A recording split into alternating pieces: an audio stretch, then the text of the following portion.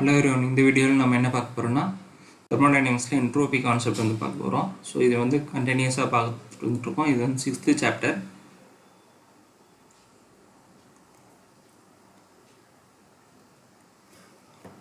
So second law thermodynamics அதன் மூலமாக தான் நம்ம என்ட்ரோபி வந்து எடுக்கிறோம்.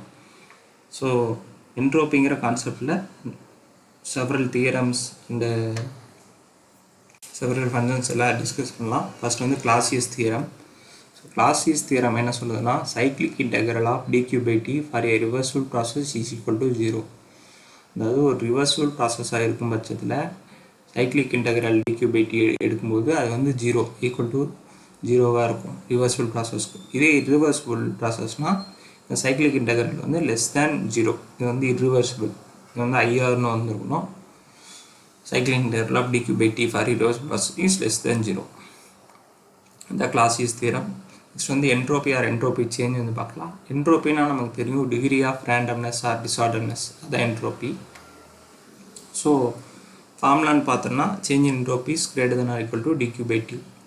ஸோ இது எப்போவுமே change in entropy வந்து greater than dq by t தான் இருக்கணும், or equal to இருக்கணும். எப்போ equal to இருக்கும்னா reversible process இருக்கும்போது equal to இருக்கும். இது வந்து பொதுவான ஃபார்முலா. இதே யூனிவர்ஸுக்குன்னு எடுத்தோம்னா greater than or equal to 0 change in entropy.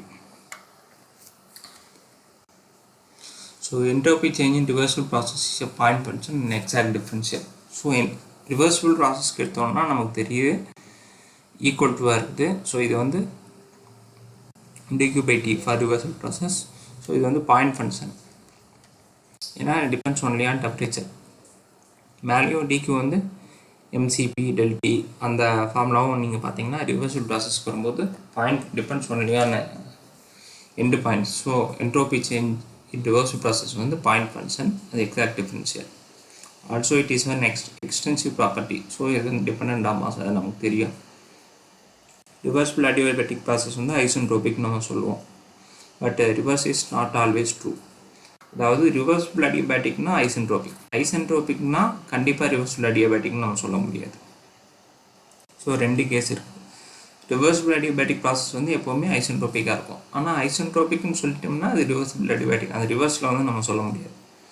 இந்த சிஸ்டம் மீசட்டிக் இது வந்து இந்த தேர்ட் பாயிண்ட் வந்து நம்ம பின்னாடி வந்து டிஸ்கஸ் பண்ணலாம். இந்த சிஸ்டம் மீசட்டிக்குள்ளும் any considerable change in entropy be 0. System வந்து ஈக்குவலிபிரியம் கண்டிஷன் எடுத்துக்கிட்டோம்னா சேஞ்ச் இன் என்ட்ரோபி அந்த ஈக்குவலிபிரியம் கண்டிஷனுக்கும் சேஞ்ச் வந்து 0 ஆகும். நெக்ஸ்ட் வந்து கிளாசியஸ் இன்இக்வாலிட்டி. முன்னாடி வந்து கிளாசியஸ் தியரம் பார்த்துருக்கோம். இது வந்து கிளாசியஸ் இன்இக்வாலிட்டி. இது வச்சு பேரில் வச்சே கண்டுபிடிச்சிடலாம். இது வந்து இன்இக்வாலிட்டி வச்சு தான் சொல்ல போகிறோம். Provides criterion for reversibility. Reversible ப்ராசஸ்னால் நமக்கு தெரியும் சைக்ளிக் இன்டெக்ரல் வந்து ஈக்குவல் டு 0ன்னு போட்டிருக்கோம். ரிவர்சிபிள் ப்ராசஸ் கிளாசியஸ் தியரம் படி. இதே இர்ரிவர்சிபிள் கண்டிஷனுக்கு தான் நம்ம இப்போ வந்து பார்க்க போகிறோம். ஸோ இர்ரிவர்சிபிலிட்டி கண்டிஷனுக்கு வந்து பார்ப்போம். ஸோ சைக்கிள் இன்டர்வல் வந்து 0 எப்போ வரும்னா ரிவர்சிபிள், அது நமக்கு தெரியும். இது வந்து லெஸ் தேன் 0 இருந்துச்சுன்னா அது வந்து இர்ரிவர்சிபிள் ப்ராசஸ் அண்ட் பாசிபிள். இது எப்போவுமே கிரேட்டர் தேன் 0 இருக்காது. அப்படி இருந்துச்சுன்னா அது வந்து இம்பாசிபிள் ப்ராசஸ். நெக்ஸ்ட் வந்து change in entropy of system is due to the. So ஒரு சிஸ்டம்னு எடுத்துட்டோம்னா அந்த சேஞ்ச் இன் என்ட்ரோபி எது, அதுக்கு வந்து என்னென்ன இது வந்து உங்களுக்கு வந்து அந்த சேஞ்ச் இன் என்ட்ரோபி கொடுக்குதுன்னு பார்த்தோன்னா ஹீட் ட்ரான்ஸ்ஃபர்னால என்ட்ரோபி சேஞ்ச் நடக்கும். இன்னொன்று வந்து இர்ரிவர்சிபிலிட்டினால என்ட்ரோபி சேஞ்ச் வந்து நடக்கும். Due to heat transfer formula வந்து integral of 1 to 2 dq by t. இது வந்து டியூ டு ஹீட் ட்ரான்ஸ்ஃபர். இதே என்ட்ரோபி ஜென்ரேஷன் வந்து டியூ டு இர்ரிவர்சிபிலிட்டிக்கு வந்து என்ட்ரோபி ஜென்ரேஷன். அதன் மூலமாகவே இன்டர்னலாக ஏதாவது ஜென்ரேட் ஆகிட்டு இருக்குதுன்னா அது வந்து இன்டர்னல் இர்ரிவர்சிபிலிட்டினால ஜென்ரேட் ஆகுது. ஸோ ரெண்டு கண்டிஷன்னாலும் நமக்கு வந்து என்ட்ரோபி சேஞ்ச் வந்து நடக்கும். ஸோ என்ட்ரோப்பிங்கிறது நமக்கு தெரியும், முன்னாடி வந்து பார்த்துருப்போம். என்ட்ரோபி வந்து பாயிண்ட் ஃபங்க்ஷன் சொல்லிட்டு என்ட்ரோபி சேஞ்ச். இதே என்ட்ரோபி ஜென்ரேஷன் வந்து பாத் ஃபங்க்ஷன். ரெண்டுக்கு டிஃப்ரென்ஸ் இருக்குது.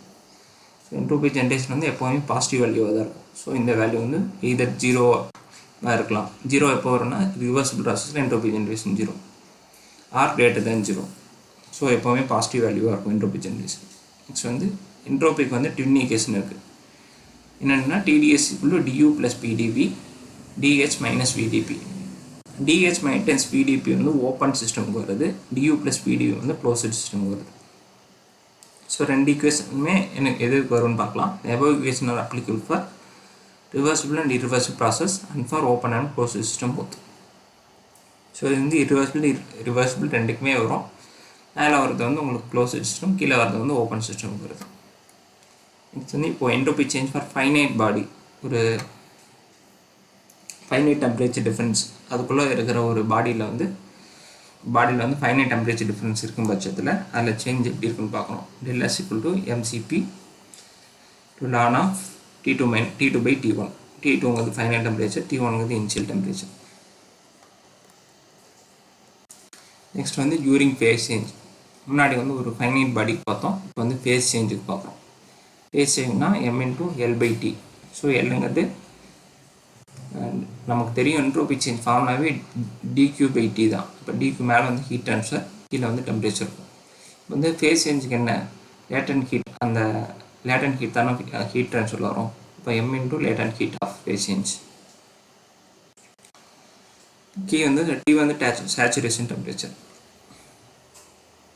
நெக்ஸ்ட் வந்து என்ட்ரோபி சேஞ்சுன்னு சொல்லிட்டு ஐடியல் கேஸுக்கு பார்த்தோம்னா ஒரு பொதுவாக மூணு ஈக்குவேஷன் இருக்குது. ஸோ இந்த மூணு ஈக்குவேஷன் வச்சு டிஃப்ரெண்ட் டைப்ஸ் ஆஃப் ப்ராசஸ்க்கு வந்து நம்ம வந்து கண்டுபிடிக்கலாம். For example isothermal, isentropic, constant pressure, constant volume, இந்த மாதிரி ஒவ்வொரு ப்ராசஸ்க்கு வந்து நம்ம கண்டுபிடிக்கலாம். இந்த மாதிரி என்ட்ரோபி சேஞ்ச் என்னென்ன ப்ராசஸ் கண்டுபிடிக்கிறதுன்னு பார்க்கலாம். ஃபஸ்ட் வந்து ΔS = Cp ln V2 by V1 plus Cv ln P2 by P1. Constant ப்ரெஷர்னா இங்கே வால்யூம் சேஞ்சு, கான்ஸ்டன்ட் வால்யூம்னா ப்ரெஷர் சேஞ்ச், இந்த மாதிரி ஒரு ஈக்குவேஷன். நெக்ஸ்ட் வந்து பார்த்தோன்னா இன் டர்ம்ஸ் ஆஃப் டெம்பரேச்சரில் next Cv ln T2 by T1 plus R ln V2 by V1. Next இன்னொரு ஈக்குவேஷன் வந்து Cp ln T2 by T1 minus R ln P2 by P1. எல்லாமே usual notations தான். Change in specific entropy of a system undergoing isothermal process in ideal gas. Isothermalனா நமக்கு தெரியும் temperature வந்து கான்ஸ்டண்ட்டாக இருக்கும். So temperature கான்ஸ்டண்ட்டாக இருக்குன்னா என்ன ஆகுதுன்னு பார்க்கலாம். டெம்பரேச்சர் கான்ஸ்டன்ட் இருந்தால் இந்த டேர்ம் வந்து உங்களுக்கு என்ன ஆகும், இது வந்து ln 1 ஆயிரும், இந்த டேர்ம் 0 ஆகிடும். இப்போ R ln V2 by V1 வரும். ஆர்க்கு வந்து Cp - Cvன்னு போட்டுக்கலாம். R ln V2 by V1 அதான் இங்கே போட்டுருக்காங்க. Also for isothermal process, change in specific energy is given by. மேலே பார்த்த மாதிரியே ஐசோதெர்மலுக்கு இன்னொரு ஃபார்முலாவும் வரும். அது என்னன்னு பார்த்தோம்னா இங்கே இந்த T2 by T1 அந்த டேர்ம் வந்து 0 ஆகிடுமா, Cp ln இந்த டேர்ம் வந்து டெம்பரேச்சர் சேம் 0 ஆகிடும். Minus R ln P2 by P1, ஆர்க்கு வந்து Cp - Cvன்னு போட்டுக்கலாம். Minus Cp - Cv ln P2 by P1. So இது ஒரு ஐசோதெர்மலுக்கு வர ரிலேஷன். நெக்ஸ்ட் வந்து கான்ஸ்டன்ட் வால்யூம்.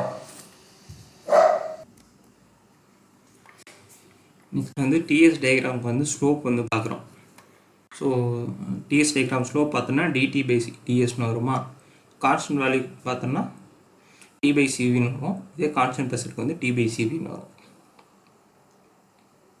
ஸோ இதில் எந்த ஸ்லோப் பெருசாக இருக்குன்னு பார்த்தோன்னா T/Cv தான் உங்களுக்கு அந்த ஸ்லோப் தான் பெருசாக இருக்கும். ஏன்னா Cv வந்து சிறுசு, Cp is greater than Cv. இப்போ Cv வந்து சின்ன டேர்ம்னா கீழே வரும்போது இந்த டேர்ம் வந்து ஸ்லோப் வந்து பெரிய டேர்ம் ஆயிரும். இப்போ கான்ஸ்டன்ட் வால்யூம் வர ஸ்லோப் வந்து அதிகமாக இருக்கும் கான்ஸ்டன்ட் ப்ரெஷரோட. ஸோ அதான் இங்கே சொல்லியிருப்பாங்க. ஸோ இதில் வந்து என்ட்ரோபி வந்து பார்த்துருக்கோம். கண்டினியூஸாக நெக்ஸ்ட் சாப்டர் வந்து அடுத்த தெர்மோடைனமிக்ஸில் வர நெக்ஸ்ட் கான்செப்ட் வந்து டிஸ்கஸ் பண்ணலாம். Stay connected. தேங்க்ஸ் ஃபார் வாட்சிங். Keep supporting.